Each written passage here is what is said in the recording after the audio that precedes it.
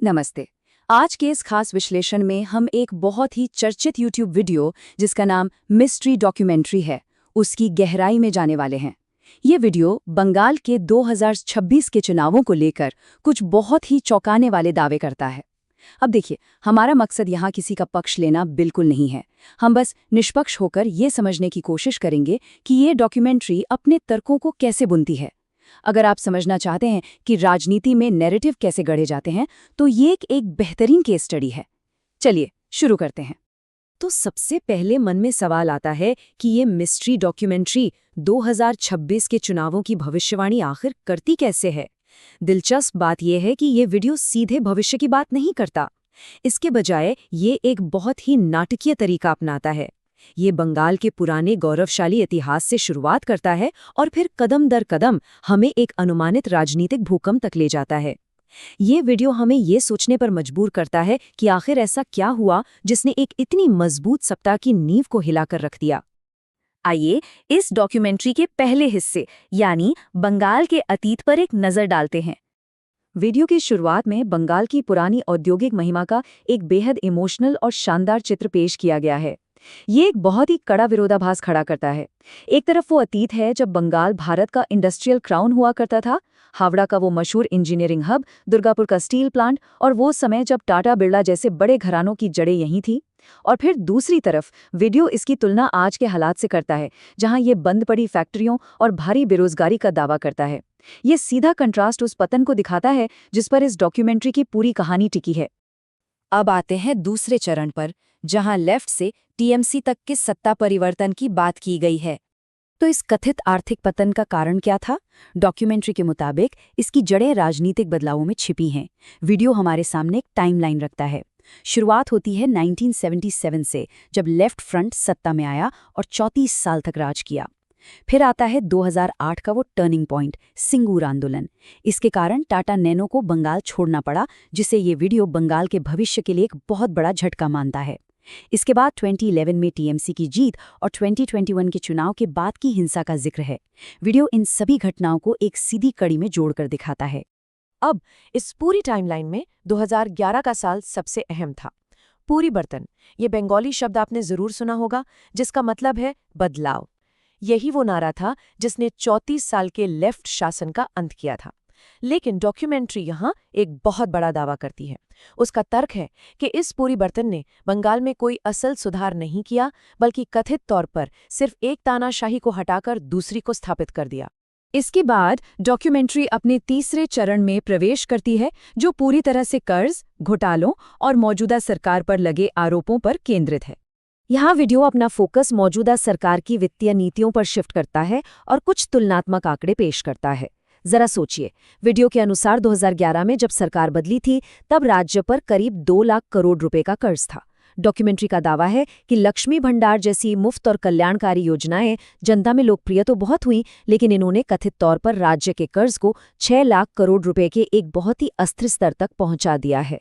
और फिर video screen पर एक बहुत ही विशाल आंकड़ा फ्लैश करता है, पूरे 50 करोड़ रुपए। और ध्यान दीजिए, वो भी सिर्फ नकद। स्रोत के मुताबिक ये वो रकम है जो ईडी ने एसएससी शिक्षक भर्ती घोटाले के दौरान रिकवर की थी।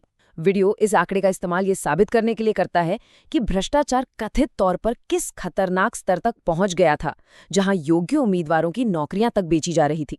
बात सिर्फ एक घोटाले पर आकर नहीं रुकती। डॉक्यूमेंट्री बहुत ही सिलसिलेवार तरीके से कई कथित घोटालों की एक लंबी लिस्ट हमारे सामने रखती है। शारदा चिटफंड, रोज वैली, नारदा स्ट्रिंग ऑपरेशन, कोयला घोटाला और फिर वो सबसे बड़ा SSC teacher recruitment scam. Video इन सभी घटनाओं को एक साथ पिरोकर प्रशासन के खिलाफ एक बेहद गंभीर और मजबूत नैरेटिव तैयार करता है। लेकिन ये सिर्फ आर्थिक आरोप नहीं है।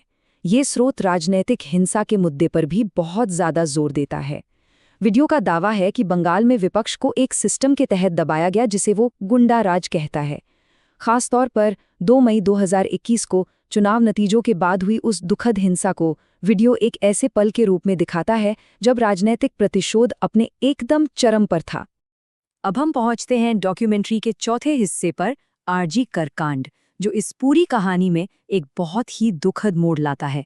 इन तमाम दावों और आरोपों के बावजूद सत्ता अपनी जगह कायम रही। लेकिन स्रोत का कहना है कि 2024 की एक घटना वो आखिरी चिंगारी साबित हुई जिसने सब कुछ बदल दिया। हम बात कर रहे हैं 2024 के आरजी कर मेडिकल कॉलेज कांड की। एक ट्रेनी डॉक्टर के साथ हुई उस बेहद दुखद घटना और उसके बाद सबूतों से कथित छेड़छाड़ के आरोपों ने मानो पूरे बंगाल को सड़कों पर ला खड़ा किया। डॉक्यूमेंट्री इस पूरी घटना को एक ब्रेकिंग पॉइंट की तरह पेश करती है, जहां आम जनता का गुस्सा फूट पड़ा और लोग एकजुट हो गए। ये सारा गुस्सा और इतिहास हमें ले जाता है इस डॉक्यूमेंट्री के आखिरी और सबसे ज्यादा स्पेक्युलेटिव हिस्से की तरफ, 2026 के आगामी चुनाव की भविष्यवाणियां। लेकिन भविष्य में छलांग लगाने से पहले वीडियो 2021 के कड़े आंकड़ों पर अपनी नींव पक्की करता है। अगर हम 2021 के नतीजों को देखें तो टीएमसी को 214 सीटें मिली थीं और विपक्षी दल को 77 सीटें। अब दिलचस्प बात यह है कि डॉक्यूमेंट्री इन 77 सीटों को एक हार की तरह नहीं देखती। इसके बजाय वो इसे 2026 में होने वाले एक बहुत बड़े उलटफेर की ठोस नींव के रूप में पेश करती है।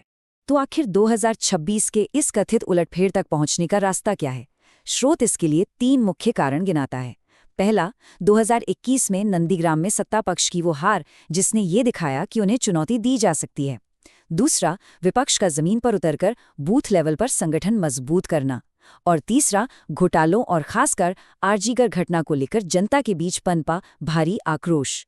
वीडियो का तर्क है कि ये तीनों फैक्टर मिलकर 2026 की एक बड़ी लहर बनाते हैं। इन सब चीजों का चरम बिंदु एक काल्पनिक तारीख पर आकर टिकता है, 4 मई 2026। वीडियो इस दिन को एक बेहद नाटकीय चुनाव परिणाम के दिन के तौर पर विजुअलाइज करता है। वो एक ऐसी सुबह की कल्पना करता है जहां 15 सालों से चला आ रहा शासन मानो एक ही दिन में ढह जाता है और एक ऐतिहासिक उलटफेर देखने को मिलता है। इस पूरी भावनात्मक और काल्पनिक कहानी का अंत एक अनुमानित जीत के भाषण से होता है।